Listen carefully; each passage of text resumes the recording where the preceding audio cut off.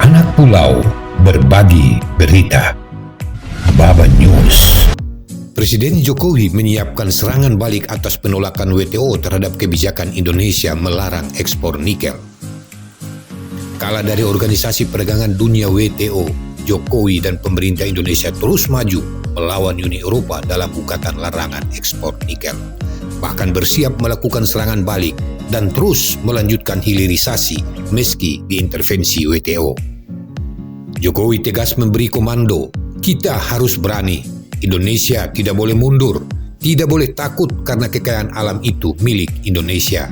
Ini kedaulatan kita, sumber daya alam harus dinikmati oleh rakyat, oleh masyarakat Indonesia. Demikian Jokowi dalam peringatan Hari Ulang Tahun HUT ke-50 PDI Perjuangan yang digelar di G-Expo Kemayoran, Jakarta, Selasa 10 Januari 2023. Indonesia memang telah mengambil langkah banding ke WTO terkait dengan ekspor nikel.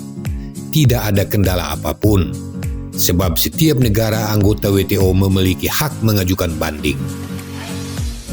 Pada November 2022, Indonesia kalah dalam gugatan Uni Eropa di Badan Penyelesaian Sengketa Dispute Settlement Body (DSB) WTO terkait larangan ekspor biji nikel yang sudah dilakukan Indonesia sejak awal 2020 lalu. Konon menurut WTO ada beberapa peraturan perundang-undangan yang dinilai melanggar ketentuan Organisasi Perdagangan Dunia. Pertama, Undang-Undang Nomor 4 Tahun 2009 tentang Pertambangan Mineral dan Batu Bara, Undang-Undang Minerba.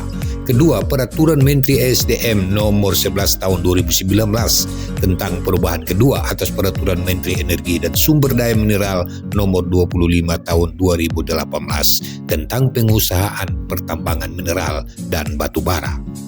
Ketiga, Peraturan Menteri Perdagangan Nomor 96 Tahun 2019 tentang ketentuan ekspor produk pertambangan, hasil pengolahan dan pemurnian.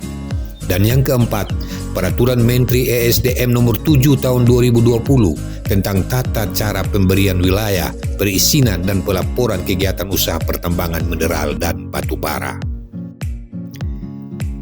Hasil putusan panel WTO yang dicatat dalam sengketa DS 592 17 Oktober 2022 lalu itu isinya bahwa kebijakan ekspor dan kewajiban pengolahan dan pemurnian mineral nikel di Indonesia terbukti melanggar ketentuan WTO pasal 11.1 GATT 1994 tidak dapat dijustifikasi dengan pasal 11.2 huruf A dan 22 huruf D GATT 1994. Final panel report juga berisi penolakan pembelaan yang diajukan pemerintah Indonesia terkait dengan keterbatasan jumlah cadangan nikel nasional dan untuk melaksanakan good mining practice, aspek lingkungan sebagai dasar pembelaan. Keputusan panel WTO itu memang belum memiliki kekuatan hukum tetap.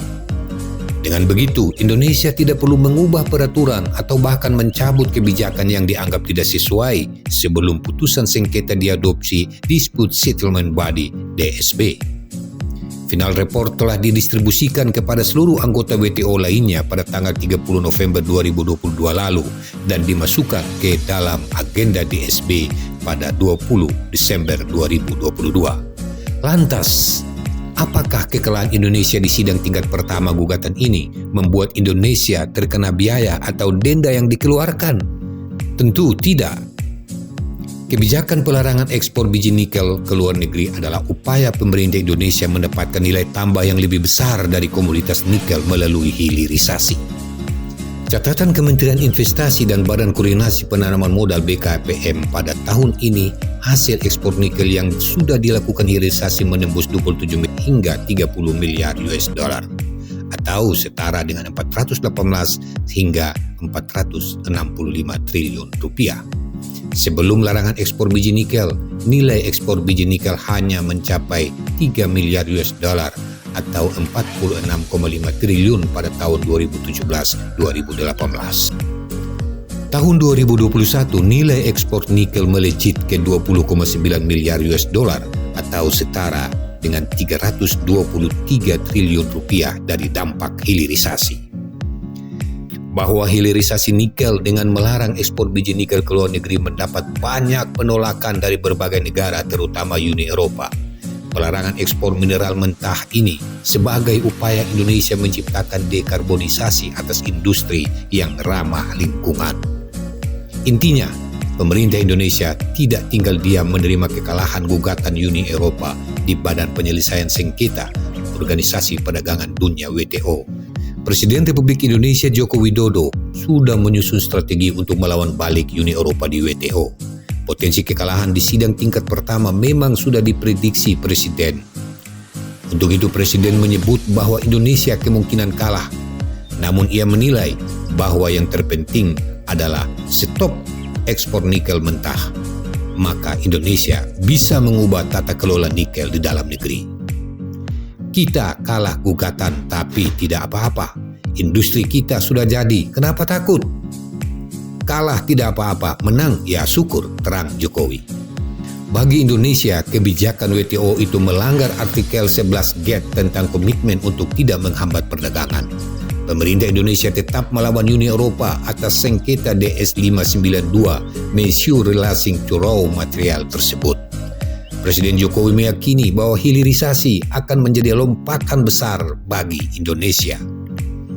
Jokowi mengutip pernyataan Presiden pertama Soekarno pada tahun 1965 bahwa bangsa Indonesia harus mampu berdikari dan tidak menggantungkan diri kepada negara manapun. Indonesia mendorong perluasan kerjasama yang sederajat dan saling menguntungkan antar negara. Sebagaimana dalam kesempatan saat konferensi tingkat tinggi KTT ASEAN Uni Eropa lalu, Jokowi menegaskan Indonesia mendorong adanya kesetaraan dalam kemitraan antar negara. Untung tak dapat diraih, malang tak bisa ditolak.